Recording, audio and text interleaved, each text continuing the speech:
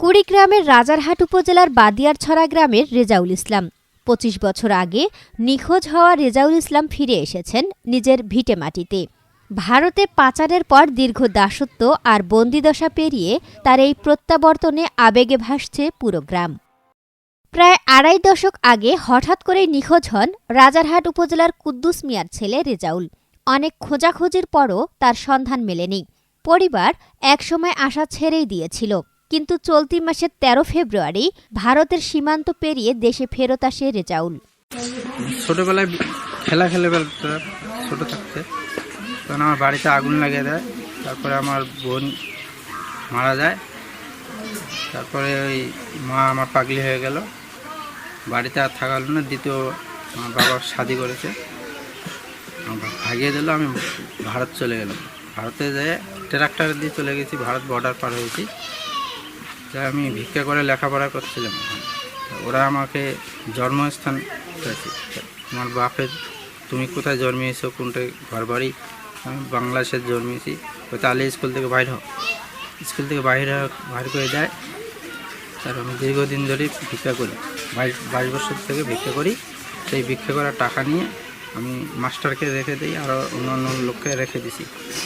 ওরা বলছে পাসপোর্ট ছাড়া বাংলাদেশ যাওয়া হবে না। তারপরে আমি কিছু টাকা মিলিটারিকে দিয়ে আমি চলে আসছি। সে দেখি আমাদের বাড়িতে কোনো জমি জমা নেই, সবই বিক্রি করে দিয়েছে। বাবা অসুস্থ আছে, মেন্টাল হয়ে গেছে। সৎ মা ভিক্ষা করছে, হ্যান্ডিক্যাপ ভাই আছে। তাই সরকারের কাছে কিছু সাহায্য চাইছে। রেজাউলের ভাষ্যমতে ভারতের একটি দুর্গম এলাকায় গরুর খামারে তাকে কড়া পাহারায় রাখা হতো। পালানোর সুযোগ ছিল না। সুযোগ বুঝে পালিয়ে সীমান্তে পৌঁছে তিনি ভারতীয় সীমান্তরক্ষী বাহিনীর সদস্যদের কাছে নিজের কাহিনী তুলে ধরলে তারা দয়া করে ছেড়ে দেয়। ২৫ বছর পর হারানো ছেলেকে ফিরে পেয়ে পরিবারে এখন আনন্দের অশ্রু। গ্রামের মানুষ ভিড় করছেন এক নজর দেখার জন্য। পাগল হয়েছে, এর বাবা মাটি খায়, গোবর খায়, কাঁচা মাছ দিলে তা খায়, যেটা পাই সেইটা খায়। তাই মনে করো পাগল, মনে করো আমার কাহিও নাই। আমার মনটা খুব একবারই আনন্দিত। আপনারা হয়তো জানেন, যদি কোনো বন্ধু ফিরে পায় আরেক বন্ধুর, তাহলে অনেকটাই মনটা ভরে যায়। আর এমন একটা দুঃখ, সে তার যে জায়গাটুকু ছিল ভিটিয়া বাড়ি, অনেক গরিব মানুষ তো, ওর বাবা আর ওর একটা ছোট ভাই ছিল প্রতিবন্ধী। ওদের অভাবের তাড়নায় জায়গাটুকু আস্তে আস্তে বেশি হয়ে গেছে। এখন হালকা একটু জায়গা আছে, বাড়িঘর এই মনে করো ভাঙা লাগবে মানুষকে জায়গা ছাড়ি দেওয়ার জন্য। আমার চাচাতো ভাই, সে আজকে 25 বছর পর আমরা তাকে কাছে পাচ্ছি, খুব খুশি আছি।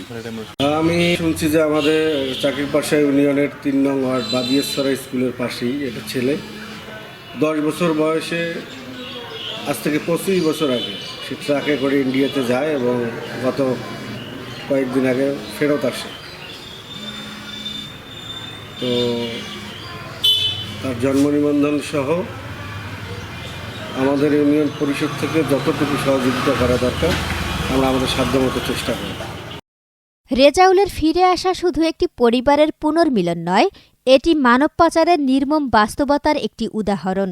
সচেতনতা আর কঠোর নজরদারি পারে এমন ঘটনার পুনরাবৃত্তি ঠেকাতে।